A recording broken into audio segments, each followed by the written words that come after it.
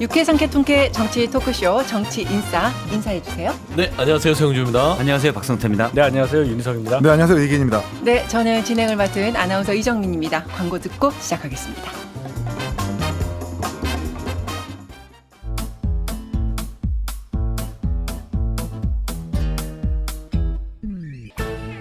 유쾌한 정치 토크쇼 정치인싸. 네, 오늘은 특검 얘기부터 시작해 보겠습니다.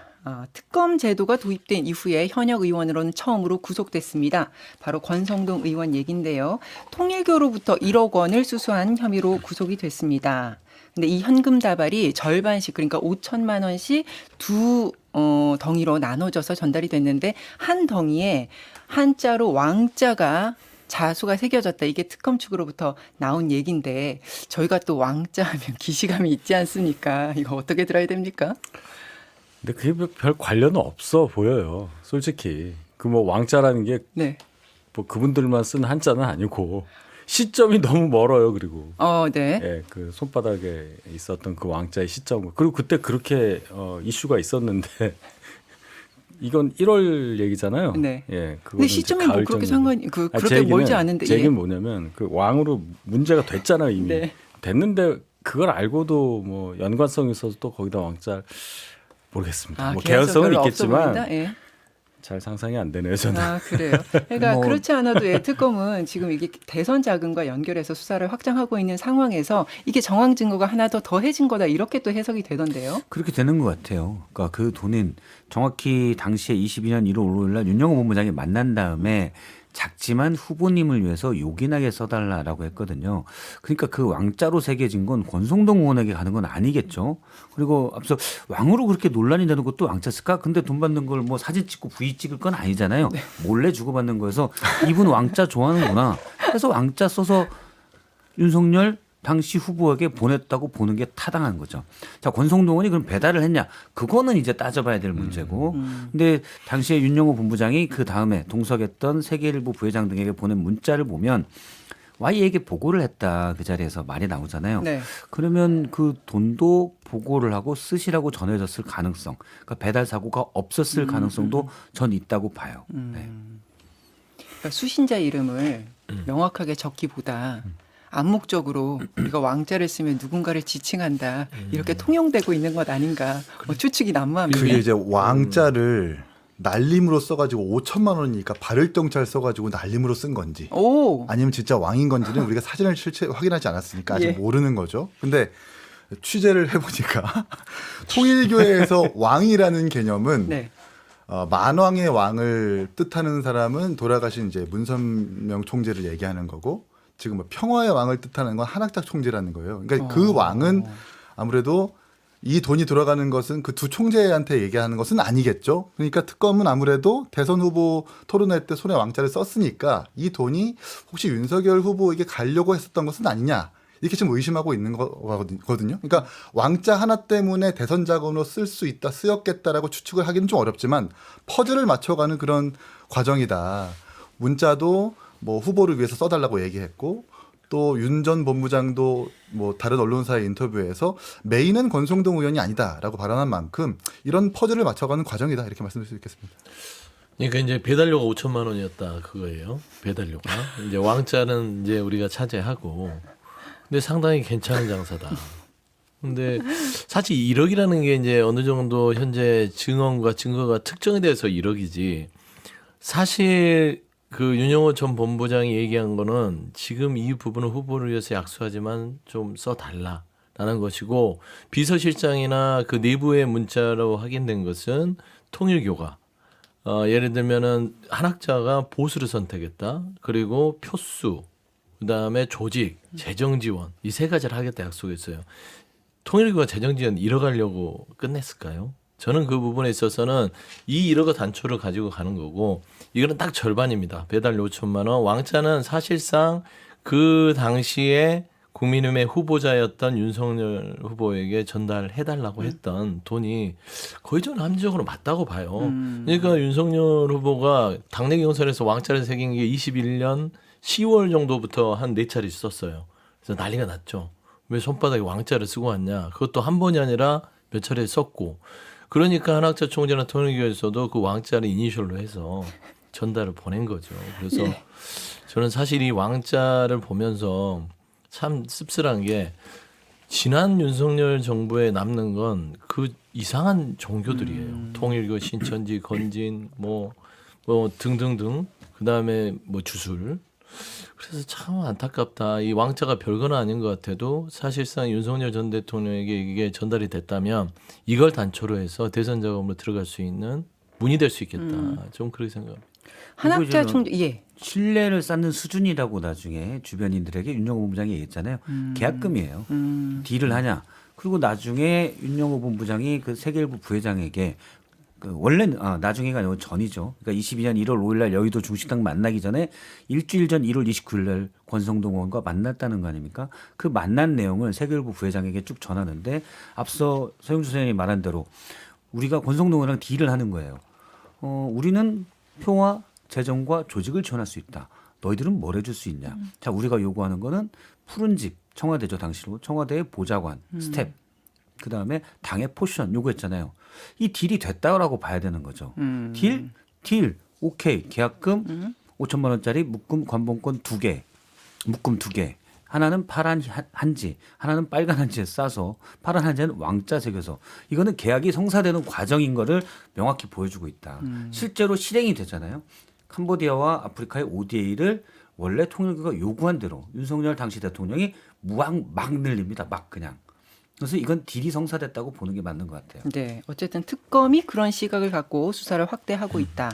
자, 한학자 총재가 수사를 받고 이제 구속영장이 청구가 됐는데 한학자 총재는 1억 준 적이 없고 세뱃돈 쪼로 100만 원을 줬다라고 얘기를 했고요. 권성동 의원은 100만 원도 받은 적이 없고 나는 넥타이를 받았다라고 얘기를 했습니다. 그래서 이 100만 원이라는 돈 액수를 상정한 것이 결국에는 청탁금지법 적용을 피하기 위해서 저렇게 얘기하나? 그리고 권성동 의원이 말하는 그 넥타이도 한학자 총재는 그렇게 얘기했습니다. 그 당시가 구정 이후기 때문에 내가 선물용으로 스카프와 넥타이 같은 것들은 준비하라고 지시는 했는데 이게 권 의원한테 전달됐는지에 대해서는 나는 모른다. 뭐 이런 식으로 지금 수사에서 얘기를 하고 있거든요. 이 상황은 뭐가 진실일까요? 진실은 주고받았다. 얘가 주긴 줬고 받긴 받았다. 서로 인정했잖아요. 예를 들어서 넥타이를 받았고요. 한학자 총재는 100만 원 세뱃돈을 줬어요. 주고받았는데 통일교도 무슨 기적을 행사하는지 모르겠어요. 물을 포도주로 바꾸는 그런 기적처럼 100만 원이 갔더니 넥타이가 됐어요. 그렇지 않습니까? 100만 원을 줬는데 권선동 의원한테 올 때 넥타이가 됐다니까요. 이런 식의 이제 진술에 이 엇갈린 부분들이 존재하고 절은 했다는 사실이 있습니다. 절은 받았어요. 네. 세뱃돈은 절 받아야 주는 거잖아요. 네. 그러니까 절한 거는 맞죠. 쇼핑백에 줬다고 그랬어요. 그러면 쇼핑백에 우리가 100만 원을 그걸 담아서 주는 건 상식적으로 맞지 않죠. 한학자 총재가 얘기한 거는 5만 원권 20장을 내가 비서에게 준비하라고 해서 봉투 안에 넣어서 줬다라고 정확한 워딩은 그렇고요. 어쨌든 예. 쇼핑백에 담아서 넥타이를 받았다고 했기 때문에 저는 그 부분은 특검에서 확인을 하면 금방 나올 것이고 한학자 총재가 100만 원을 봉투에 담아서 유력한 정치인에게 2번 절을 받고 주기에는 조금은 약소하다? 모양 빠진다라고 생각합니다. 권성동 의원이 60년생이거든요. 네. 22년에 벌어졌던 일이니까 만으로 62입니다. 예. 저라고 100만 원 받았다? 독생녀, 하나님의 딸로 불리는 한학자 총재한테 화냈을 것 같아요. 일단 쇼핑백에 나왔던 거는 통일교 관계자가 금고에서 돈을 꺼내서 쇼핑백에 넣었다고 하기 때문에 넥타이를 금고에 넣어놨을 것 같지는 않고 넥타이와 스카프는 줬을 것으로 추정이 됩니다. 이건 뭐냐? 돈과 기타 등등에 들어가는 것일 거다. 금액은 한학자 총재가 그냥 청탁금지법 위반을 피하기 위해서 같은 혐의로 구속영장이 청구됐죠. 피하기 위해서 100만 원 이하라고 말한 거다. 일단 가장 중요한 전제는 권성동, 한학자 두 사람이 입만 열면 거짓말이다. 그래서 우리는 이게 거짓말일 가능성만 그냥 얘기하면 되지 그렇게 신뢰할 만한 일은 아니라고 봐요. 이 청탁금지법을 피하기 위한 의도라고는 좀 보여지지 않는 게 이게 물론 뭐 공직자와 배우자한테 1년에 100만 원씩은 허용이 되지만 직무 관련성이 있으면 1만 원도 안 되는 게 청탁금지법이거든요. 그러니까 이제 권성동 의원이 입법 내지는 그 사업의 런칭을 위해서 힘썼고 그 대가를 통해서 그런 사업을 도와줬다면 그건 직무 관련성이 있다고 판단해야 되기 때문에 그걸 가지고 뭔가 피하기 위한 의도로 보기는 좀 어렵다. 그렇다고 해서 피할 수도 없다라는 말씀을 드리고 싶고, 그리고 뭐 제가 통일교를 뭐 옹호하고 싶거나 두둔하고 싶은 것은 아닙니다. 근데 어쨌든 아주 오랜 기간 동안 활동을 했고 또 전 세계적으로도 교제가 확장된 상황에서 이상한 종교라고 배척하는 그런 논의보다 확실하게 문제가 무엇인지 정확하게 지적하고 풀어가는 것이 좋을 것 같다는 말씀을 드리고 싶은 거예요. 예, 네. 알겠습니다. 얘기가 여기까지 가니까 그러니까요. 저는 사실 예. 뭐 100만 원을 줬든 넥타이로 바뀌었든 그거보다는 권성동 의원 정도 되는 분이 한학자 총재인가요? 뭐 이분한테 절을 했다는 거 그거예요, 그거. 그게 저는 자존심이 엄청 상합니다. 예. 보수의 일인으로서. 두 번이나 했다는 거. 예. 근데 통일교의 그 예법이 그렇대요. 네? 그 총재한테 절을 하게 돼 있답니다. 통일교의 그 어떤 그 관례가 아니라 가면. 그래서 모든 사람이 그 한학자한테 절을 하게 돼 있다라는 게 통일교 측 설명인데 그것도 확인을 해봐야 될 거는 같아요. 자, 일단 논의를 다시 주제로 좀 끌고 와서요. 통일교로 가면 아까 그 말씀하셨듯이 독생녀 표현 쓰셨잖아요. 예. 한학자 총재가 검찰 수사, 특검 수사를 받으면서 상당 시간을 할애해서 이 독생녀, 통일교 교리 이런 걸 설파했다는 거잖아요. 이거는 이런 주장을 펼친 이유는 뭐라고 해석하세요?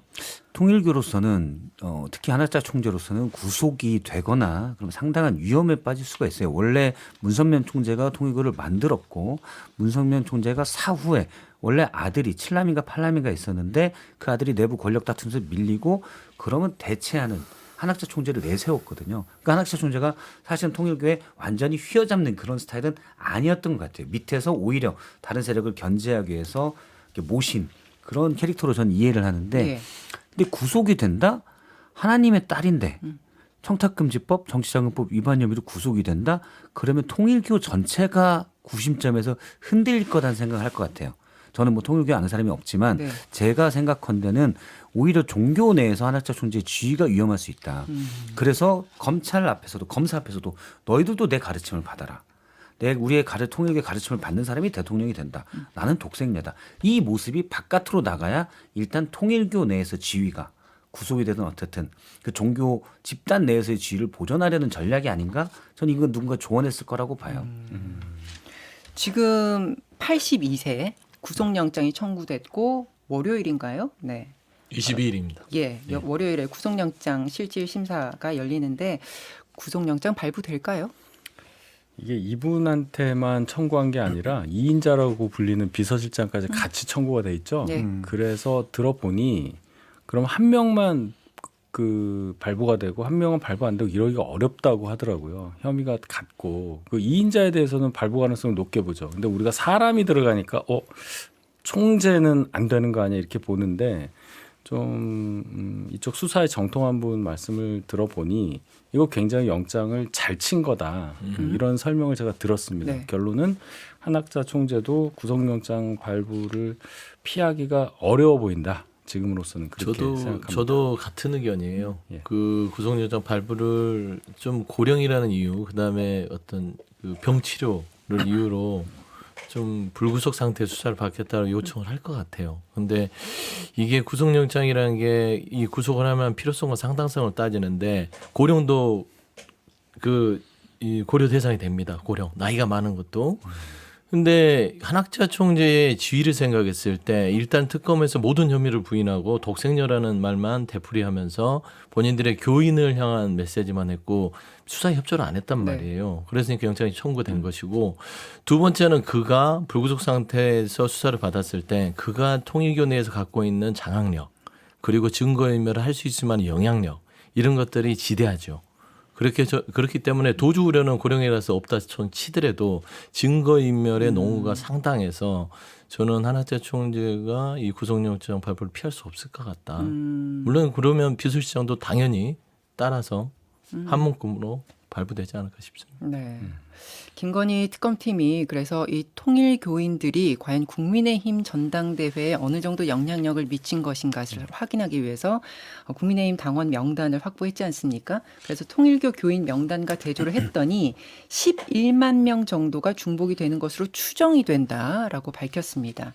11만 명 이 숫자에 대해서 국민의힘은 또 입장을 밝혔지 않습니까? 이건 통계적으로 봤을 때 굉장히 그냥 문제 삼을 부분이 없을 만큼 뭐 당연한 얘기다 뭐 이런 입장인데요. 이 11만 명의 숫자는 어떻게 보십니까? 일단 저희 당의 당원 수를 500만이라고 가정을 하고 500만이 있다는 거잖아요. 지금 명단에. 그러니까 우리 5천만이니까 500만이고 통일교가 120만이라고 주장을 하니 딱 10분의 1씩 들어간다고 보면 인구 분포상 균질하지 않냐는 말씀을 한 걸로 저는 이해를 해요. 그렇게 얘기했어요. 예. 예. 근데 일단 500만 당원이라고 하는 그 중에는 우리가 흔히 얘기하는 책임당원, 즉 전당대회에서 투표권 있는 책임당원이 아닌 일반 당원까지 포함되어 있는 게 맞겠죠. 네. 저희가 지금 책임당원 75만 정도 되거든요.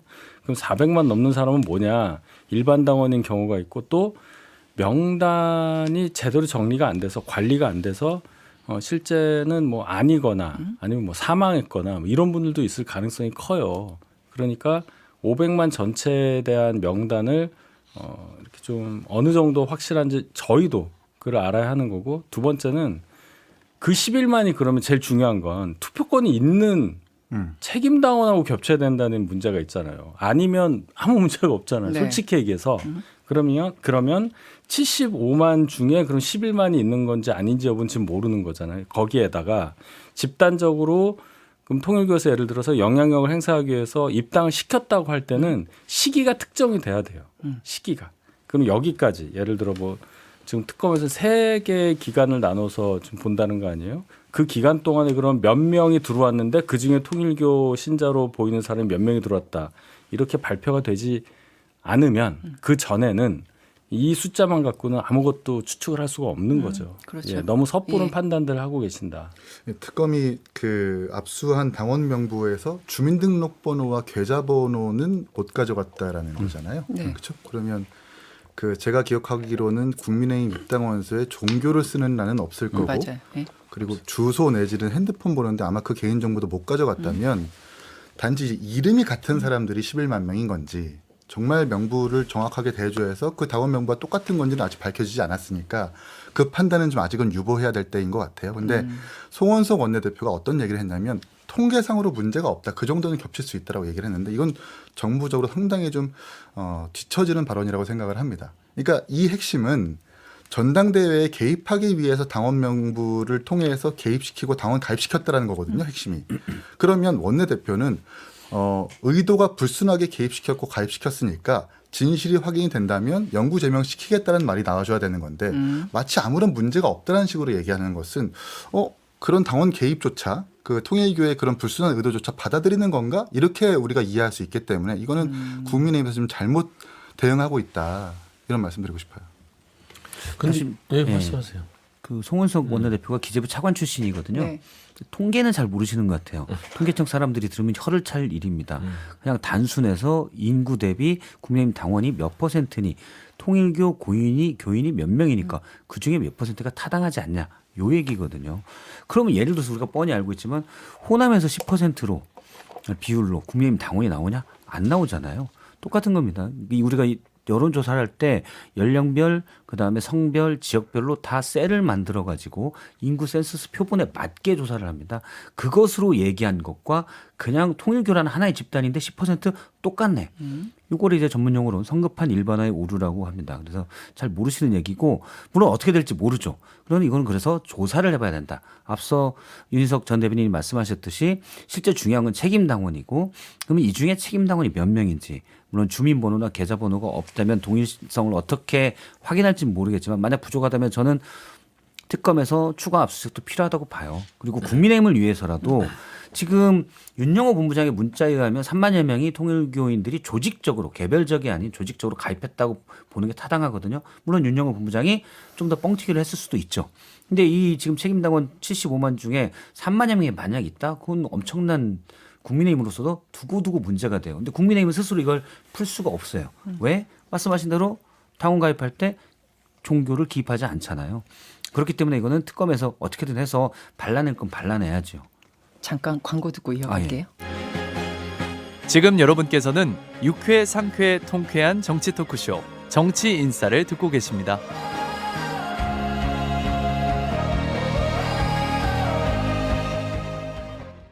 야당 일각에서 나오는 주장이 타당한지 좀 한번 짚어보면 네. 이게 만약 다 사실로 드러난다고 해도 현재까지 나온 상황만으로는 권성동 의원 개인의 일탈이지 당 차원에선 시스템상 어떤 특정 종교가 돈 주고 조직적으로 들어오고 이런 거 알 수가 없지 않냐. 이게 김성태 전 의원의 주장이에요. 이런 주장에는 동의하세요?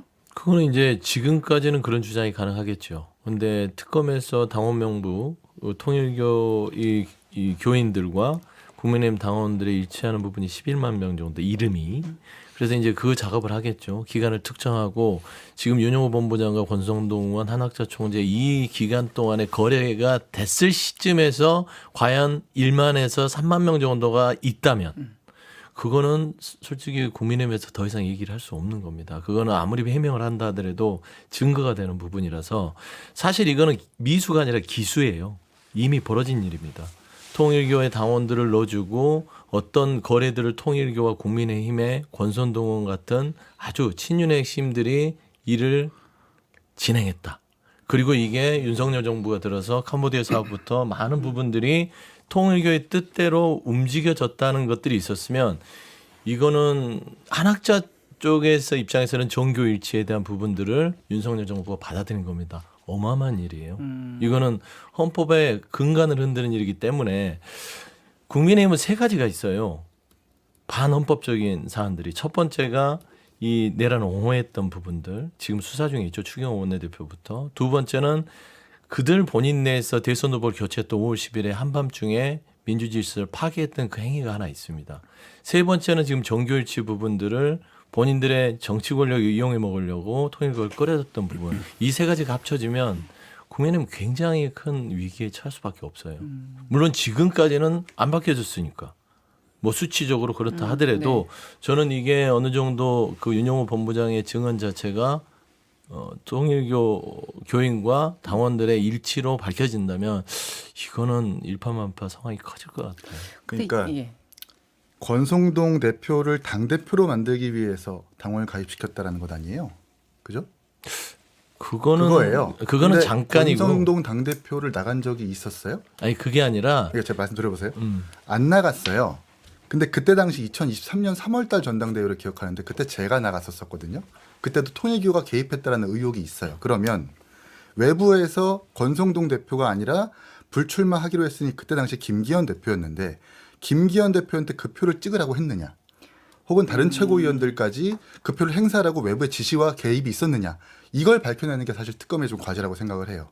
그게 아니면 김성태 의원 말처럼 뭔가 아직은 뭐 돈을 주고 어떻게 지시를 했다라는 것을 밝히기 좀 어려운데 전당대회라는 특정한 기간이 가능하니까 거기서 누군가가 윤영호 본부장 내지는 통일교의 고위 측 누구 인사가 어떤 사람을 통해서 이 당원도 이렇게 가입되어 있으니까 이 사람을 찍으라고 해. 라는 구체적인 단서를 밝혀내는 게 특검의 과제인 것 같다. 혹은 이미 문자로 나왔습니다. 윤영호 본부장이 건진과 문자 나눈 거에 처음에는 권성동 의원. 자, 윤심은 어디에 있습니까? 권에 있다. 오케이, 알겠습니다. 그런데 권성동 의원이 불출마를 선언하죠. 당시에 아마 장제원 의원한테 밀려가지고 그런 건데 그런 다음에는 건진이 김기현 의원을 밀으라고 그래요. 윤영호 본부장이 얘기합니다. 김기현은 우리랑은 일면식도 없다. 우리를 도와준 것도 없다. 하지만 대통령님의 뜻이라면 밀겠습니다. 이렇게 취지를 해요. 그래서 일단 조직적으로 전당대회에 개입한 거는 맞다라고 보는 게 그게 조직이 얼마나 되냐가 이제 따져볼 일이지 그런 의혹은 충분히 있는 것 같아요. 그게 이제 그러니까, 예. 윤 본부장이 건진 법사 대화 나눈 거 문자 오케이. 예. 윤 본부장이 누굴 통해서 당원들에게 문자를 보내거나 어떤 지시를 했다라는 구체적인 단서를 잡는 것. 그게 진짜 이 정당법 위반을 밝혀내는 핵심이라고 생각하거든요. 그것부터 잘 수사가 돼야 되겠다. 그거는 지금 보도가 되고 있어요. 그 통일교 신도들의 증언을 통해서 예배가 끝나고 나면 간부들이 입당원서를 가지고 가입을 하라고 돌아다녔다라는 증언들이 나오고 있는 상황이라서 그 부분은 정당법 부분은 추사하면 될 것 같고 다시 정리를 해드리면 네. 이게 통일교와 국민의힘의 부분들이 김기현 그 당대표 선거가 아니라 윤석열 전 대통령 후보 시절부터의 당선되기까지 당선된 이후에 이 당에 대한 또 당무의 개입에까지 전반적으로 돼 있다는 큰 틀에서의 통일과의 관계지 지금 김기현 대표, 권성동 그 의원 이런 부분들이 출마하는 데만 딱 잘라서 지금 얘기하는 것들은 전체 그림에서의 관계성을 조금은 오도할 수 있다라고 네. 설명드립니다. 예. 저희 당 예. 얘기를 아주 그냥 잘 하시네요. 설명을 해주시죠. 너무 섣부르게 나가신다는 느낌이 든단 말이에요. 일단 조직적으로 통일교에서 당원들, 그러니까 교인들을 당원으로 입당시키는 과정이 밝혀져야 지금 말씀하신 거를 증명할 수가 예. 있어요.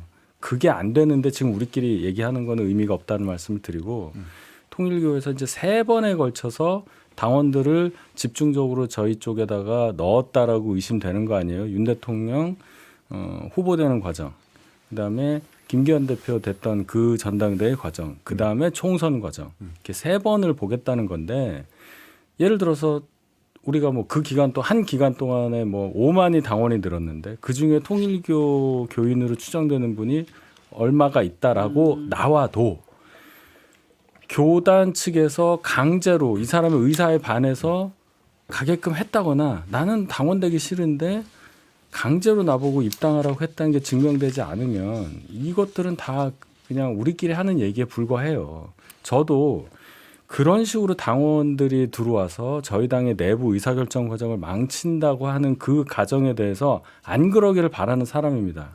당 구조가 이상해지니까요. 근데 이거를 밝힐 방법이 굉장히 적다.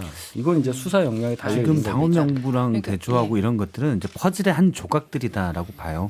이미 수사를 통해서 나온 거는 소영주 선생님 말씀하셨듯이 서울 지역 같은 경우 교구별로 기간별로 몇 명 당원 가입을 시켜라.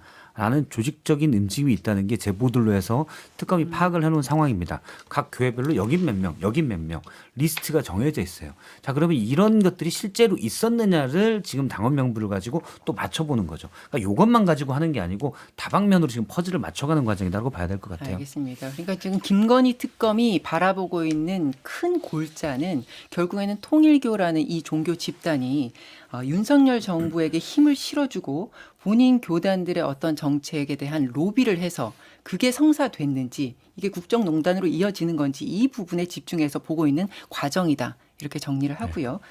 우리 이거 하다가 끝날 뻔했어요. 네, 그래요? 너무 길어졌어요? 예, 다음 주제 넘어가겠습니다. 주제가- 예, 건진법사 집에서 나온 관봉권 띠지를 검찰이 분실하면서 시작된 논란에 대한 이야기를 좀 해보겠습니다. 지금 이게 검찰 조직 내부에서 진실 공방 양상으로까지 번졌는데 간략하게 설명하면요, 담당 검사였던 최재현 검사가 검찰 내부망에 당시에 압수물 담당 수사관과 나눴던 메신저 내용을 공개했습니다. 그러면서 이 글이 댓글이 엄청 많이 달리면서 다시 한번 뜨거워지고 있는 건데 나는 그러니까 수사를 지시를 내릴 때 명확하겠다. 다 모든 것을 보존하라라고 지시했는데 그 과정에서 수사관들이 잘못해서 그걸 다 지금 없애게 된 상황이다. 뭐 이런 거예요. 결론은 일부러 없앤 게 아니라는 거를 말하기 위해서 담당 검사 입장에서는 진실을 밝힌다는 차원에서 얘기를 한 건데 그렇게 되면 누군가 한 사람으로 책임이 몰아지니까 결국 수사관한테 이 책임을 떠넘기는 거 아니냐라는 것 때문에 검찰 내부에서도 많은 댓글이 달리는 거다 이렇게 봅니다. 근데 수사검사가 결론적으로는 총 책임을 질 수밖에 없죠. 지시를 명확하게 안 내렸으니까 이렇게 된 거 아니냐 이렇게 볼 수밖에 없잖아요. 근데 검사는 내가 이 정도 얘기하면 명확한 지시다라고 주장을 하는 거고 지시를 받는 입장에서는 그 얘기는 안 하셨잖아요.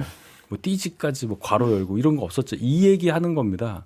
이건 내부에서 풀으시라 이런 얘기를 하는데 하나 제가 볼 때는 일부러 없앤 것 같지는 않다. 저는 네. 그렇게 실수였다? 들려요. 예. 뭐 소통 과정에서의 문제라고밖에 볼 수 없으니까요. 네. 그 내일 법사위에서 당시 상황과 관련해서 새로운 증거가 또 나올 수 있을까? 그 부분도 주목이 되는데 어떻게들 예측하세요? 그러니까 수사 일선에서 일했던 오래된 검찰 수사관들하고 얘기를 해보면 말도 안 된다고 얘기를 하죠. 그러니까 이게 돈이 다발로 그냥 흩뿌려진 거를 모아서 이거를 세고 개수하는 게 아니라 관봉으로 탁 포장이 돼서 있는 거를 뜯는 경우는 없다고 합니다. 그리고 최소한 사진도 남겨놓고요. 영상도 남겨놓는데 그것도 없다고 합니다. 그래서 수사 일선에서 아무리 그 수사관들이 조금 미진하고 배움이 부족하다 하더라도 이거를 고의성이 없이 그렇게 했다. 그리고 모르면 물어본답니다. 위에다가 이걸 이렇게 해도 됩니까? 하면 그 현장에서 있던 검사든 검찰 선배든 이 부분에서 설명을 해주는데 이게 도무지 검찰에서 오랫동안 수사를 20년 동안 했던 수사관이 하면 말도 안 되는 소리를 하고 있다. 자, 그럼 이런 주장에는 어떤 배후가 있다라는 걸 전제하는 걸까요? 그러니까 이게 정상적이지 않으면 꼭 무슨 배우가 있는 거예요. 모든 게 그렇잖아요. 정상적이지 않은 일들. 권성동 의원도 뭐가 정상적이지 않으니까 결국은 배우가 드러나고 있는 거고 윤상현 의원도 그런 것이고 윤석열 전 대통령도 마찬가지인 거예요. 김건희 씨도 정상적이지 않았잖아요. 여러 가지가 미심쩍었잖아요. 수사 자체가. 그러니까 뭔가 뒤에서 뒷거래가 있었던 부분들이 드러나는 거고 그래서 이 두 수사관들이 법정에 나와서 증언을 하고 얘기를 하는데 뭔가 그동안 검찰들이 해왔던 일련의 매뉴얼이고 이거는 관성처럼 한다고 그래요. 그러니까 이건 좀 독특한 증거 수집이라는 측면에서는 아마 이제 담당 검사는 본인의 책임을 면책하기 위해서 나는 지시를 했다고 하면서 빠져나간 게 좀 나름대로 비난을 받을 수 있으나 전체적으로 봐서는 그 수사관들 외에 검사가 그걸 몰랐을 리가 있을까? 자, 저는 제가 그런 퀘스천이 사실관계만 좀 다르게 할게요. 사진도 없다고 말씀하셨는데 사진이 있어요. 아니, 사진은 알고요. 아니, 사진 없다고 하시면 아니요. 안 되잖아요. 제가 더 사실관계를 얘기 드릴게요. 사진은 있는데 사진 없다고 그랬잖아요. 사진이 있대요. 사진이 아까 그렇게 잠깐만요. 하셨으니까 제가 사진이 얘기하는 거예요. 제가 더 붙여드릴게요. 예. 사진이 전체가 다 있지 않습니다. 그러게 정정을 아니, 해드릴게요. 제가 구체적으로 말씀드릴게요. 사진이 잠깐만요. 있는데 사진이 소장님 전체가 말씀 없고 마무리하시죠. 영상이 없고 그렇습니다. 그러니까 이번에 분실한 띠지는 5만 원권을 100장으로 묶은 띠지인데 거기에는 발권국, 책임자 이름, 뭐 일시 등이 적혀 있어요. 네. 근데 그거를 5천만 원으로 10묶음 묶어놓은 비닐봉지와 스티커는 사진을 찍어놨다라는 거예요. 그래서 그 띠지를 분실하면서 상실한 정보는 없다라는 게 이미 보도가 됐습니다. 예. 그래서 한 언론에서 이러한 공방이 되게 허무하다. 이런 그런 것들까지 고려를 해서 상임위원회에서 논의가 돼야 된다라는 것이 중론인 것 같아요. 정치권에서 이걸 좀 인식했으면 좋겠다는 생각이 들고 근데 검찰도 저는 탓하고 싶은 게 과거 이명박 정부의 민간인 불법 사찰 사태 때 입막음 하려고 관본권이 한번 등장했었거든요. 네. 그때도 띠지 중심으로 수사를 한 적이 있었습니다. 이미 매뉴얼이나 관행을 가지고 있었어요. 근데 이번에 띠지를 분실했다라는 것은 뭐 남부지검의 문제인지 검찰의 매뉴얼을 안 지킨 건지 모르겠지만 확실히 문제는 있다. 다만 그 띠지 분실로 상실된 정보는 없으니까 너무 공방을 오래 끌고 갈 필요는 없다. 이런 그 말씀. 내부적인 공방은 내부적으로 해결해라. 하지만 우리가 증거 확보라는 부분에 있어서는 충분히 남아있기 때문에 결국에는 그 사진을 확대해서 확인하면 관련된 정보는 다 확인할 수 있다. 띠지엔 있지만 스티커엔 없는 정보는 없다. 이거예요. 지금 띠지가 없어짐으로 해서 상실된 정보는 없다. 제가 그 말씀을 드리려고 얘기를 한 거였어요. 네. 사진이 일단 뭐 없다고 하니까. 가장 큰 건 의도적으로 띠지와 스티커를 폐기했냐라는 거잖아요. 근데 그거를 과연 왜냐면 건진이 김건희 씨랑 연결되는 거였고, 근데 거기에 대한 정황은 사실 아직은 없는 것 같아요. 왜냐하면 터무니없는 일이 벌어졌기 때문에 이걸 숨기려고 했다. 물론 그럴 수 있죠. 그러려면 이제 그 정황들이 좀 나와야 될 것 같아요. 근데 현재까지는 미스일수가 커뮤니케이션 미스일수 가능성이 없고 저는 사실 제 개인적인 성향은 음모를 좀 경계하기 때문에 우리가 의심은 해봐야 되지만 현재로서 그거를 이럴 가능성이 너무 커라고 단정할 만한 일은 없다고 생각하고 일단 그럼 누구 책임이냐 검사는 원형 보존을 하고 했다고 했고 이미 남경문 수사관도 청문회에서 원형 보존은 하라는 얘기는 들었다. 자 그럼 원형 보존이 뭐냐 검찰 수사관들의 블라인드 앱을 쭉 누가 캡처한 걸 봤는데 네. 검찰 수사관들끼리도 분분해요. 원형 보존이라고 했으니 비닐 팩이 된 상태로 그대로 놨어야 된다. 여기에 대해서 남경민 수사관의 입장은 그건 우리가 뭐 생각하는 원형 보존은 계좌 입금하지 말라는 거지 현금을 그대로 가지고 있는 거다. 근데 사실 따져보면 띠지랑 스티커가 있는 걸 왜 버렸냐. 이거는 압수물 담당 남경민 수사관이나 그 청문회 나왔던 건 압수물 담당 수사관들이고 원래 이걸 검사방에 있던 수사관들 이들이 와서 이미 해체해서 돈을 뜯어서 세봤다는 거죠. 그래서 자기들 생각할 땐 그건 원형 보존이 이미 끝났다고 생각했고 현금 자체가 원형 보존이라고 생각을 했다고 하는 것 같아요. 근데 여기에 대해서도 검찰 수사관들도 의견이 분분해요. 원형 보존하려면 그대로 놨어야 된다.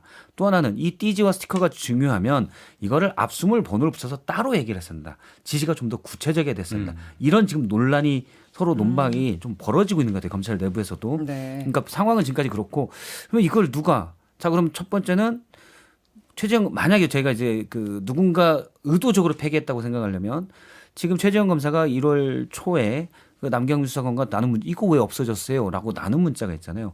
그러면 일부에서는 이제 그것도 알리바이를 만들기 위해서 아이고 잘 없어졌군 하고 이거 왜 없어져라고 묻는 건 아니냐라는 시각도 있지만 그렇게 일단 증명되거나 또는 의심 간다고 보기는 좀 솔직히 좀 어렵고 대신 담당 검사는 이걸 4월에나 보고했습니다.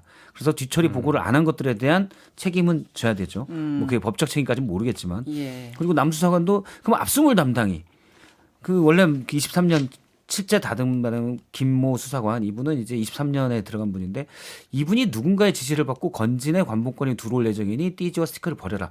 그러면 여기에 대한 정황이 좀 나와야 되는데 아직 그 정황은 없는 것 같아요. 그냥 그러니까 간단하게 일을 보시면 못했다거나 그랬을 가능성이 있다. 그렇게 이제 증거를 은폐하려고 했으면 사진을 왜 찍었겠어요. 그것만 봐도 이거는 너무 의혹을 크게 부풀리는 경향이 너무 짙다. 예, 이렇게 봅니다. 알겠습니다. 어쨌든 증거물 정보 확보한 것과는 별개로 이띠지 분실과 관련해서 뭔가 의도가 개입됐다는 정황이 있다면 그 의혹을 해소해야 되지 않냐. 예. 뭐 이런 양측의 의견을 정리하겠습니다.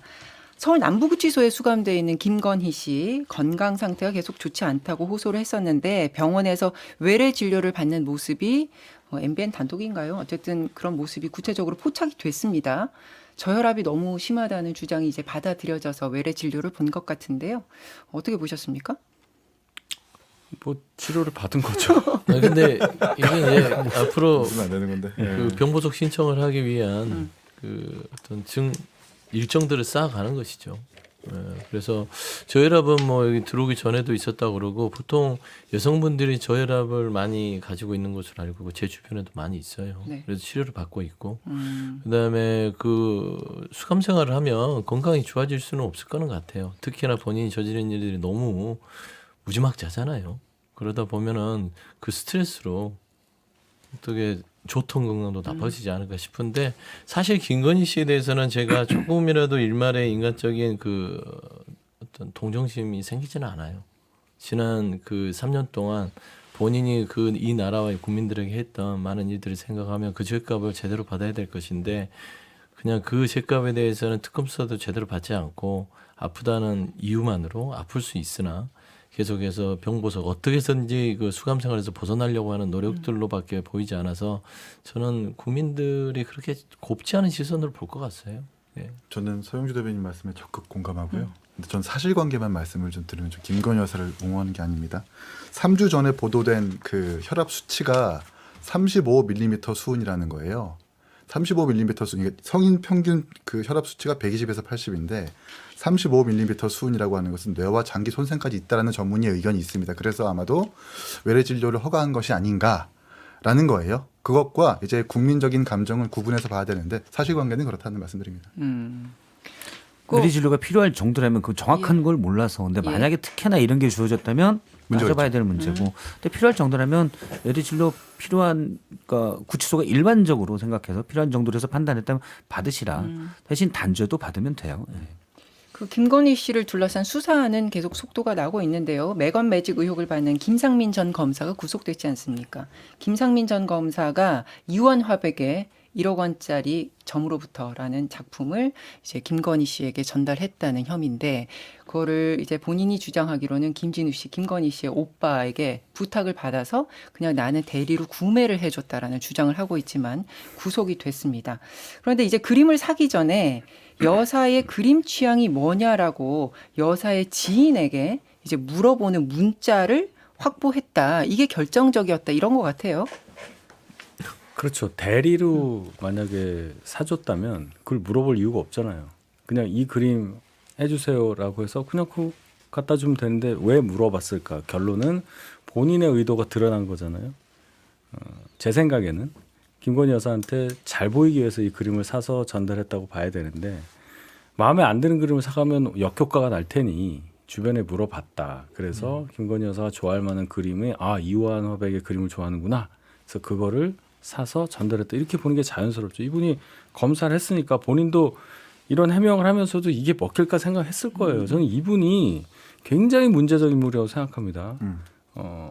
뭐 결국 구속이 됐지만은 공천 됐어 봐요. 공천 됐으면 국회의원 됐겠죠. 창원 의창이니까. 그럼 저희 당에 그렇죠. 저희 당 망신살이 상황에서 뻗쳤겠죠. 망신살 중요한 게 아니라 당이 어떻게 되냐는 거예요. 그러니까 저희 당이 당 망신살이- 현역의원이고 저희 당 현역의원에 대해서 특검이 들어와서 이런 식의 이제 의혹에 대해서 구속영장을 청구하고 발부돼서 현역의원이 이걸로 들어간다. 이 당이 뭐가 됩니까? 제가 김상민 전 검사 이때 네. 그림 사러 다닐 때가 현직 검사였습니다. 그랬죠. 그때. 검사가 일은 안 하고 지금 여기저기 권력자한테 줄대느라고 그 그림 심부름한 거 아닙니까? 그게 검찰의 현 주소였다 윤석열 정부에. 그게 좀 지적하고 싶고요. 두 번째는 본인은 김진우 그러니까 김건희 씨의 오빠의 부탁으로 그림 구매했다고 했는데 결국에 여사 취향을 물어봤다는 건 본인이 정치적으로 뭔가를 이 권력자한테 잘 보여서 얻으려고 했다는 의도가 있지 않습니까? 그래서 저는 이 여사 취향이라는 건 김진우 씨와 따지고 보면 김상민 씨와의 거래가 아니라 김진우 씨도 결국 김건희 씨에게 브리지 역할을 했었을 가능성이 있다. 공천이라든지 자리라든지. 그래서 저는 최근에 제가 의아한 게 김건희 오빠인 김진우 씨에 대한 수사가 그렇게 좀 활발하게 이루어지지 않는 것 같아요. 금요일에 소환 조사를 불렀어요. 받았지 네, 소환이 않습니까? 되는데 예. 통상의 김진우 씨가 했을 역할, 우리가 짐작했을 만한 역할보다는 너무 수사가 미진한 부분들도 있고요. 거기에서 많은 역할을 했을 건데 우리가 돌이켜 보면 목걸이, 그 다음에 그림 이런 것들을 다 김진우 씨 장모 집에다 다 가져다 놓고 했으면 사실 이런 그 메가면적으로 얻은 것들을 다 숨겨준 거잖아요. 물론 가족이라서 그런 부분들은 가능하겠으나 저는 김진우 씨의 어떤 역할을 다시 한번 재조명하는 그런 사안으로 좀 지켜봤으면 좋겠다 생각. 그럼 뭐 처음부터 김상민 검사가 하는 말은 다 거짓말이다. 왜냐하면 김진우 씨가 그림을 살 사람이 아니에요. 투자 차원에서 살 수 있겠지만 제가 김진우 씨를 만난 분들의 얘기를 들어서 제가 머릿속에 그리고 있는 구상은 그림을 살 사람은 일단 아니다. 투기 투자 차원에서 산다. 그것도 뺏어서 가지고 있지 본인 돈으로 투자할 분은 아니다. 그러면 이건 어쨌든 김건희 씨를 위한 뇌물이다. 처음부터 그렇게 생각하고 있었습니다. 그러니까 정작 계좌에서 1억 원 상당의 자금 인출 내역 자체가 없다는 거잖아요. 그러니까 뭐 여러 가지 정황상 지금 김상민 전 검사가 거짓말을 하고 있다. 특검은 이렇게 보고 있는 것 같습니다. 김상민 전 검사가요. 일부 언론의 보도를 보면 그 돈도 자기 돈이 아니라 도박 사이트 운영자들에게 그거를 받아서 샀다는 보도가 있어서 참 그때 현직 검사였잖아요. 참 참담하다. 그게 이제 존버 킴 씨라고 불리는 분인데 수천억 원의 존버 킴이에요. 김 씨가 자금 박 출처가요? 씨예요. 당황스럽더라고요. 그 존버는 이제 밈 같은 거죠. 버텨라라는 그 이 주식에서의 존버 킴으로 밈입니다. 불리는데 주식이나 코인에서의. 박모 씨라고 그러더라고요. 아니 그러니까 거기서 그러니까 자금이 나왔다는 그런 의혹이라는 그로부터 건가요? 이분이 이제 김상민 검사가 선거에 나서면서 차량 리스 약 4천만 원어치를 무상으로 제공받았다. 네. 한 게 이제 존버 킴 씨인데 그런 쪽으로 해서 돈이 나온 건데 그림 구매도 이런 쪽으로부터 지원을 받지 않았냐라고 보고 있는 거죠. 알겠습니다. 아, 제가 참 이게 얼마 안 돼서 이 주제 시간 안배를 계속 실패하는 것 같아요. 한동훈 전 대표 증인신문 이 얘기도 오늘 꼭 하고 싶었는데 한 명 얘기만 끝나야 들으면 돼요. 되는 시간이 있어요. 뭐 짧게 하시겠어요? 뭘 네, 어떻게- 증인신문 그래서 강제 구인 지금 할 테면 하라는 얘기잖아요. 근데 이렇게 자신감을 보이는 건 결국에는 뭐 법적 절차를 다 아는 분인데 이게 현실적으로 불가능하다. 뭐 이렇게 판단하고 있는 거예요? 아니, 현실적으로 불가능하다 뭐 그런 거보다도 특검이 지금 명분 없이 이런 주장을 하니까 거기에 대해서 얘기를 하는 거죠. 일단 밝힐 거는 다 뭐 책이라든지 뭐 다큐멘터리를 밝힌 거고 다른 수사 먼저 하라는 얘기잖아요. 뭐 김민석 총리라든지 네. 김어준 씨라든지 그런 분들이 미리 얘기를 했었잖아요. 김민석 총리는 미리 얘기했었잖아요. 뭐 이런 움직임이 있다. 개헌 움직임 여름부터. 근데 당일에는 10시경에 감기약 먹고 잤다는 거 아니에요. 뭐 그런 것에 대해서 수사하고 김민석 총리가 특검에다 정보를 주면 훨씬 더 수사가 수월하게 될 거 아니냐 이 얘기입니다. 그러니까 지금 강제 구인 뭐 이런 건 상관없이 어쨌든 출석하지 않겠다는 입장인 거죠. 한동훈 전 대표는. 저는 그렇게 생각하고요. 증인신문에 한동훈 이- 전 대표가 구인되냐 안 되느냐 출석하냐 마냐를 가지고 정치적으로 이렇게 얘기가 되는 것 자체가 의도를 갖고 특검이 하는 거다라는 지적을 안 할 수가 없는 거죠. 예. 아, 말씀들을 듣고 싶은데 시간이 다 돼서 오늘은 일단 끝내도록 하겠습니다. 광고 듣고 오시죠. 6개 3개 통쾌 정치 토크쇼 정치 인싸 오늘 방송은 여기서 마치겠습니다. 함께해 주신 네 분 감사하고요. 저는 다음 주에 다시 찾아뵙겠습니다. 고맙습니다. 네, 감사합니다.